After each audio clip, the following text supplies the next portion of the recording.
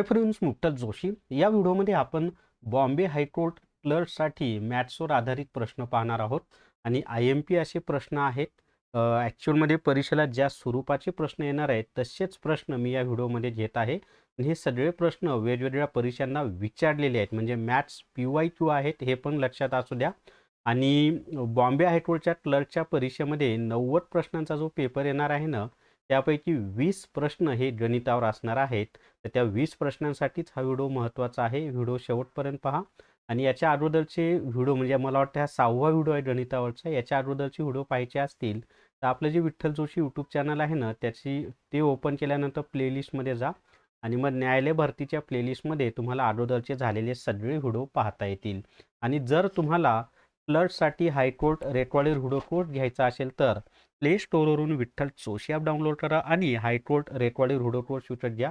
याची फी फक्त 500 रुपये, पण याचा बेनिफिट पहा. याच्यामध्ये कॉम्प्युटर, अंकगणित, बुद्धिमत्ता चाचणी, मराठी व्याकरण, इंग्लिश ग्रामर या सगळ्या विषयांचे रेकॉर्डेड व्हिडिओ दिलेले आहेत. प्लस न्यायालय भरती ई बुक फ्री दिलेले आहे, ज्याची किंमत 200 रुपये आहे. यामध्ये झालेले सगळे पेपर दिलेले आहेत. त्याचबरोबर टेस्ट सिरीजची किंमत 200. ती टेस्ट सिरीजसुद्धा 200पेक्षा जास्त टॉपिक वाईज टॉपिकनुसार टेस्ट सिरीज याच्यामध्ये आहे. तर निश्चितच तुम्हाला त्याचा फायदा होईल. आणि फी फक्त 500 प्लस GST आणि त्यामध्ये 400 रुपयाचे 2 कोर्स मोफत दिलेले आहेत. तर एकाच कोर्समधून तुमची परिपूर्ण अशी तयारी होणार आहे. चला तर मग आता पहिला आणि त्यासाठी काय करायचे तुम्हाला, तर प्ले स्टोअरवरून विठ्ठल जोशी ॲप डाउनलोड करा आणि हायकोर्ट रेकॉर्डेड व्हिडिओ कोर्स विकत घ्या. तर पहिला प्रश्न आहे आता, पेनचा कलर चेंज करतो किंवा पेनचा कलर चेंज करावा लागेल. एकच मिनिट फक्त द्या मला.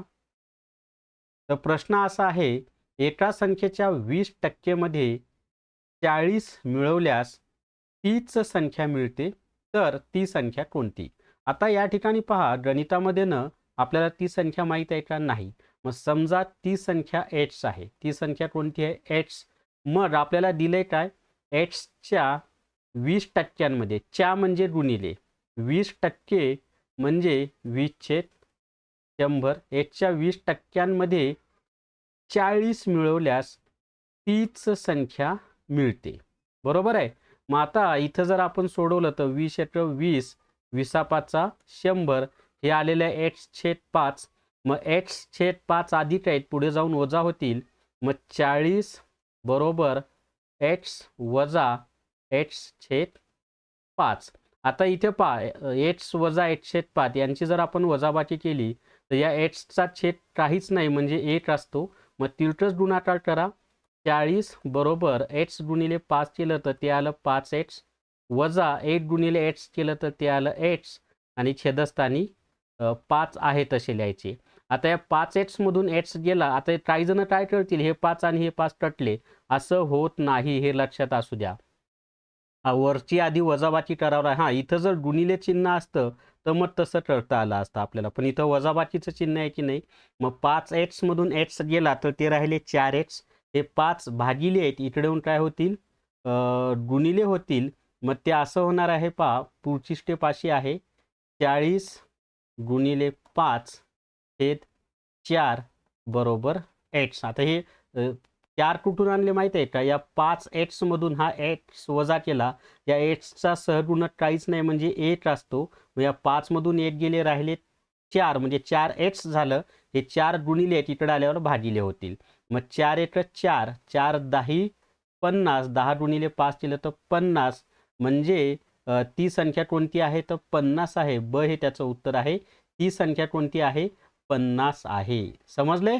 तर ती संख्या 50 आहे. चला त्याच्या पुढचा प्रश्न पाहूयात आपण आता नेक्स्ट. पुढचा प्रश्न आहे, पहा, एका परीक्षेमध्ये उत्तीर्ण होण्यासाठी 35% गुणांची गरज आहे. एका विद्यार्थ्याला 80 गुण मिळाले आणि तो 25 गुणांनी अनुत्तीर्ण झाला. अनुत्तीर्ण म्हणजे नापासा. तर ती परीक्षा एकूण किती गुणांची होती? आता इथं काय दिलंय आपल्याला, की एका परीक्षेमध्ये उत्तीर्ण होण्यासाठी 35% गुणांची आवश्यकता आहे. आता इथं काय करायचं माहिती आहे का? मिळालेले गुण किती आहेत? 80. म्हणजे उत्तीर्ण होण्यासाठी आवश्यक गुण कसं काढायचे, तर मिळालेले गुण अधिक कमी पडलेले गुण किती आहेत? 25. मग 80 अधिक 25 यांची जर बेरीज केली तर ती आली 105. याचाच अर्थ काय? उत्तीर्ण होण्यासाठी आवश्यक गुण किती आहेत? 105. आणि ही 105 कोणत्या तरी संख्येचे 35% आहे की नाही. मग एकूण गुण समजा एच आहेत, त्या एचचे 35% म्हणजेच 35/100 आणि ते किती आहेत, 105 आहेत. लक्षात आले का? मिळालेले गुण 80 अधिक कमी पडलेले गुण 25 यांची बेरीज 105 आली, म्हणजे 105 गुण म्हणजे 35%. कारण उत्तीर्ण होण्यासाठी 35% लागतात आणि गुण 105 लागतात. मग एका संख्येचे 35% म्हणजे 105. हे 100 भागिले 1 पुढे जाऊन गुणिले होतील, 35 गुणिले 1 पुढे जाऊन भागिले होतील. मग एच बरोबर 105 गुणिले 100 भागिले 35. आता हे जर आपण सोडवलं तर 5चा भाग जातो पहा या ठिकाणी, किंवा डायरेक्ट आपण 35 × 35, 35 दोन्ही 70, 35 क्रिट 105 आणि 3 गुणिले 100 केलं तर 300. म्हणजेच ही परीक्षा किती गुणांची होती, 300 गुणांची होती. ब हे त्याचं उत्तर आहे, 300 गुणांची ती परीक्षा होती. सोपी पद्धत आहे की नाही. चला तिसरा प्रश्न आहे आता, आणि व्हिडिओला सर्वांनी लाईक करा बरं. कमीत कमी 500 लाईक आले पाहिजे या व्हिडिओला. किती लाईक आले पाहिजे, 500. जास्तीत जास्त किती पण येऊ द्यात. एक वस्तू 540 रुपयांना विकल्यामुळे 10% तोटा होतो, तर त्या वस्तूची खरेदी किंमत किती. आता काय करायचं माहित आहे का, समजा ही खरेदी किंमत आणि ही विक्री किंमत. आता वस्तूची खरेदी किंमत जर 100 रुपये असेल तर किती तोटा झालेला आहे, 10% झालाय की नाही. मग 100चे 10% म्हणजे 10च येतात, आणि मग 100 मधून 10 गेले तर राहिले किती, 90. मग वस्तूची खरेदी किंमत जर 100 रुपये असेल तर विक्री किंमत किती होणार आहे, 90 रुपये. मग आता वस्तूची खरेदी किंमत किती असताना विक्री किंमत 540 होणार आहे. मग आता हे जर समीकरण सोडवलं तर काय होतं, ते 100 गुणिले 540 बरोबर 90h. मग आता हे 90 गुणिले तिकडेहून भागिले होतील. मग 100 गुणिले 540 भागिले 90 बरोबर h. 0 0 कटला, 9 1 9, 9 7 54. 100 गुणिले 6 केलं तर काय येतं, h बरोबर 600. म्हणजेच त्या वस्तूची खरेदी किंमत किती होती, 600 होती. किती नंबरचं ऑप्शन आहे, अ हे त्याचं उत्तर आहे. 600 ही त्या वस्तूची खरेदी किंमत होती. समजले.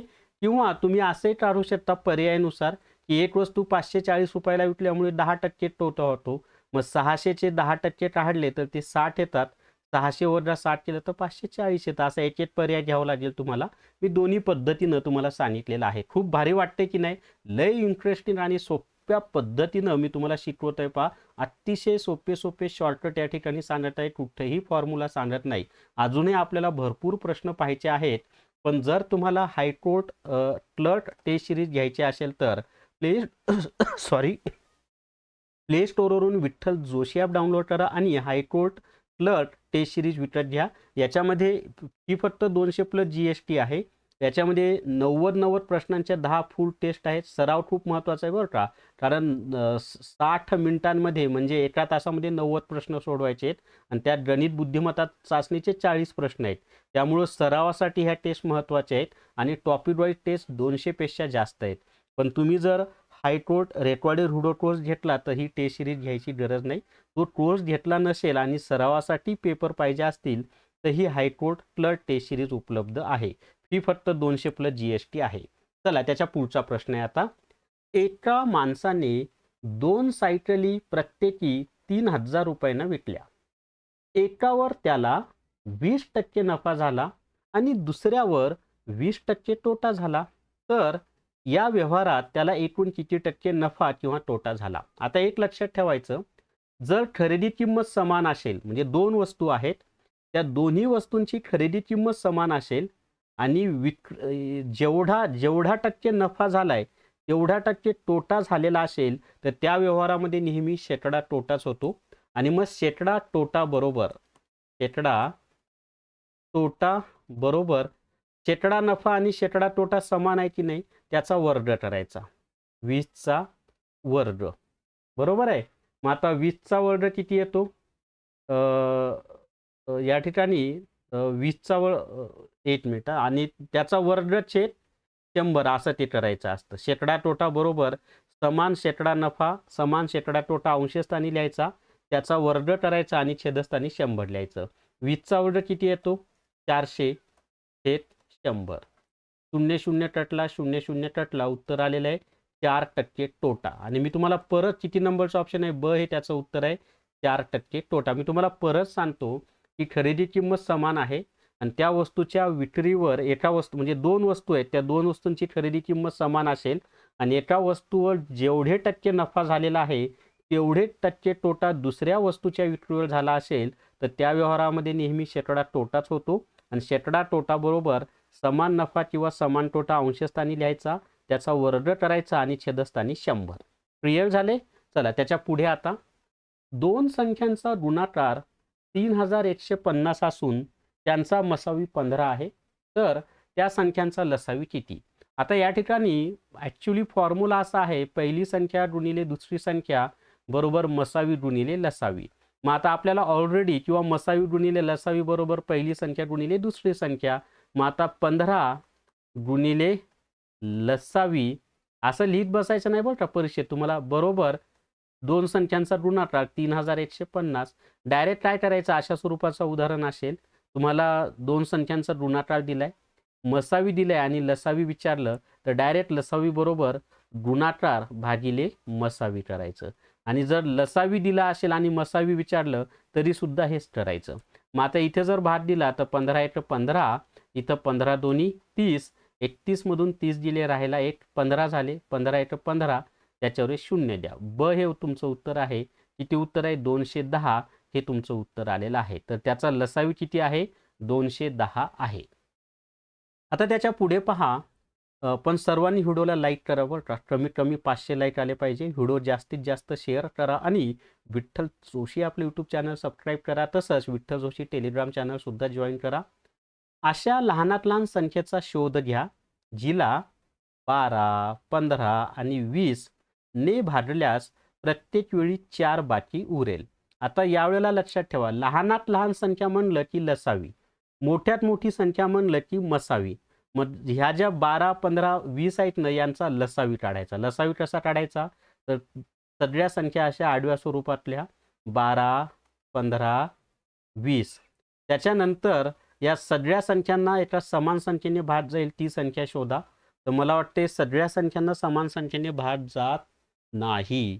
पण या ठिकाणी जर तुम्ही पाहिलं इथं 12ला आणि 20ला 4ने भाग जातो, तर तसं करूयात आपण. 4 × 12 हे 15 आहे तसे लिहा, भाग जात नाही म्हणून तसेच लिहा.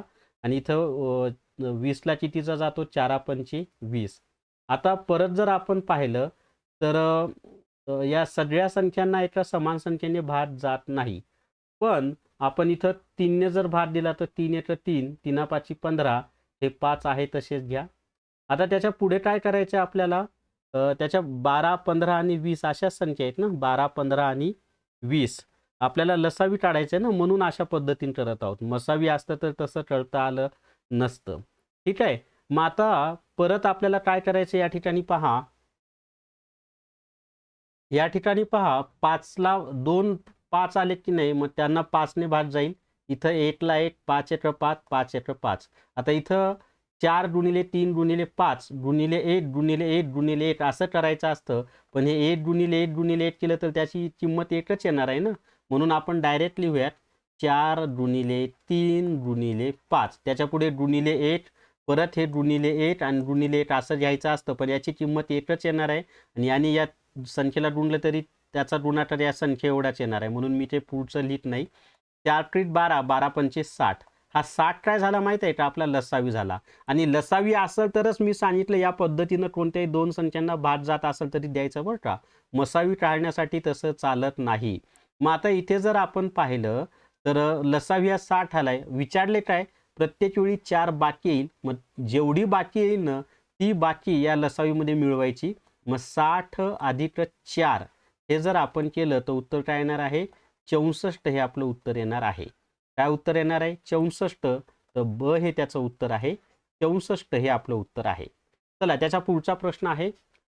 एक काम 10 दिवसात पूर्ण करतो आणि ब तेच काम 15 दिवसात पूर्ण करतो. जर दोघांनी मिळून काम केले तर ते किती दिवसात पूर्ण करतील? आता या ठिकाणी पहा काय दिले आपल्याला, एक ट्राम 10 दिवसात पूर्ण टळतो, तेच ट्राम 15 दिवसात पूर्ण टळतो. जर दोघांनी मिळून काम केले तर ते किती दिवसात पूर्ण टळतील. मग या स्वरूपाच्या उदाहरणात काय करायचं, पहिल्याचं ट्राम गुणिले दुसऱ्याचे ट्रामाचे दिवस छेद पहिल्याला पूर्ण करण्यासाठी लागणारे दिवस अधिक दुसऱ्याला पूर्ण करण्यासाठी लागणारे दिवस. मग 10 गुणिले 15 केलं तर 150 आलं आणि 10 अधिक 15 केलं तर 25 आलं. मग 25 × 25 25 × 150 आणि किती दिवस लागणार आहेत, 6 दिवस लागणार आहेत. त्या दोघांना पूर्ण करायला हे त्याचं उत्तर आहे 6 दिवस, हे आपलं उत्तर आहे. जर तुम्हाला न्यायालय भरती ई बुक घ्यायचा असेल तर प्ले स्टोअरवरून विठ्ठल जोशी ॲप डाउनलोड करा आणि न्यायालय भरती ई बुक विकत घ्या. फक्त 200+ GST मध्ये हा कोर्स तुम्हाला मिळेल आणि याच्यामध्ये सामान्य ज्ञान, संगणक, मराठी व्याकरण, इंग्लिश ग्रामर, अंकगणित, बुद्धिमत्ता चाचणी यांची माहिती दिलेली आहे आणि लिपिक व शिपाई दोन्हीचा अभ्यासक्रम यातनं तुमचा पूर्ण होईल. पण तुम्ही फक्त शिपाईचा फॉर्म भरला असेल तर सामान्य ज्ञानच तुम्हाला वाचावं लागेल, कारण शिपाईला 30च प्रश्न आहेत. 30 पैकी 25-26 प्रश्न सामान्य ज्ञानचे आहेत, 1-2 प्रश्न मराठीचे आणि 1 प्रश्न गणिताचा. पण लिपिकसाठी मात्र हे खालचे सुद्धा विषय आहेत, तर ते पण लक्षात असू द्या. चला त्याच्या पुढचा, आणि तुम्ही जर हायकोर्ट रेकॉर्डेड व्हिडिओ कोर्स घेतला तर हा कोर्स तुम्हाला घ्यायची आवश्यकता नाही. पुढचा प्रश्न आहे, 12 मजूर एक काम 20 दिवसात पूर्ण करतात, तर तेच काम 15 दिवसात पूर्ण करण्यासाठी किती मजूर लागतील. आता या ठिकाणी सरळ सरळ काय करायचं, पहिली संख्या गुणिले दुसरी संख्या भागिले तिसरी संख्या या स्वरूपाचं उदाहरण असेल तर. मग आता 5 त्रिक 15, 5 चोट 20, 3 एक 3, 3 चोट 12, 4 गुणिले 4 केलं तर काय आलं 16. तर किती मजूर लागतील, 16 मजूर लागतील. ब हे त्याचं उत्तर आहे, 16 मजूर लागणार आहेत. चला त्याच्या पुढे, 400 मीटर लांबीची एक रेल्वे ताशी 72 किलोमीटर वेगाने धावत असल्यास ती एका खांबाला किती वेळात ओलांडेल. आता इथं वेळ काढायची आपल्याला. मग वेळ बरोबर अंतर भागिले वेग. आता अंतर किती आहे 400, पण अंतर हे मीटरमध्ये आहे आणि वेग आहे 72 किलोमीटर प्रति तास, हा आहे किलोमीटर प्रति तास. मग असं जर आपल्याला अंतर मीटरमध्ये दिलेलं आहे आणि जो वेग आहे तो किलोमीटर प्रति तासमध्ये असेल तर अंशस्थानी मीटरमधील अंतर लिहायचं, छेदस्थानी किलोमीटर प्रति तासमधील वेग लिहायचा आणि गुणिले 18/5 करायचं. हे 18/5 कायम ठेवायचं, त्यामध्ये बदल करायचा नाही. आणि हे गुणिले 18/5 का केलं तर ॲक्च्युली अंतर जर मीटरमध्ये दिलं असेल तर वेग आपल्याला मीटर प्रति सेकंडमध्ये काढावा लागतो. मग वेग मीटर प्रति सेकंडमध्ये काढण्यासाठी हे छेदस्थानी 72 गुणिले 5/18 करावं लागतं. ते सोडवायला अवघड जातं. मग छेदाला 5/18 गुणणे म्हणजे संपूर्ण व्यवहारी अपूर्णांकाला 18/5 गुणणे. समजले, हे सोपं जातं. मग 18 × 18, 18 चोट 72, इथे 4 × 4 आणि कितीचा भाग जाणार आहे, 100चा भाग जाणार आहे. 5 × 5, 20/5 100, म्हणजे किती सेकंदामध्ये ओलांडेल, 20 सेकंदामध्ये ओलांडेल. ब हे त्याचं उत्तर आहे 20 सेकंद. आता पहा, ताशी 54 किलोमीटर वेगाने जाणारी एक आगगाडी 340 मीटर लांबीचा बोगदा 36 सेकंदात पार करते, तर त्या आगगाडीची लांबी किती. आता हा प्रश्न थोडासा अवघड आहे. इथे आपल्याला लांबी विचारली, बरोबर आहे की नाही. आता मुळामध्ये वेळ बरोबर अंतर भागिले वेग हाच तो फॉर्म्युला आहे. वेळ आहे 36, अंतर पहा या ठिकाणी अंतर काय घ्यायचं असतं तर आगगाडीची लांबी आणि बोगद्याची लांबी यांची बेरीज करायची असते. मग बोगद्याची लांबी आहे 340 मीटर, आगगाडीची लांबी x मानूयात. छेदस्थानी आपल्याला दिलेला तासी वेग किती आहे 54, आणि मी आधीच सांगितलं की याला आता इथं अंतर मीटरमध्ये आहे, वेग किलोमीटर प्रति तासमध्ये आहे, म्हणून याला 18/5 ने आपल्याला गुणायचं आहे. मग आता हे जर आपण सोडवलं तर 18 × 18, 18 त्रिक 54, बरोबर आहे, आणि 5 त्रिक 15 झालं. मग आता हे कसं होईल, 36 गुणिले 15, कारण हे 5 त्रिक 15 भागिले आहेत ते इकडे येऊन गुणिले होतील, बरोबर 340 अधिक x असं होईल ते. मग 36 गुणिले 15 केलं तर 15 सखी 90ला 0, हातचे आले 9, 15 त्रिक 45 आणि 9 54 म्हणजे ते झालं 540.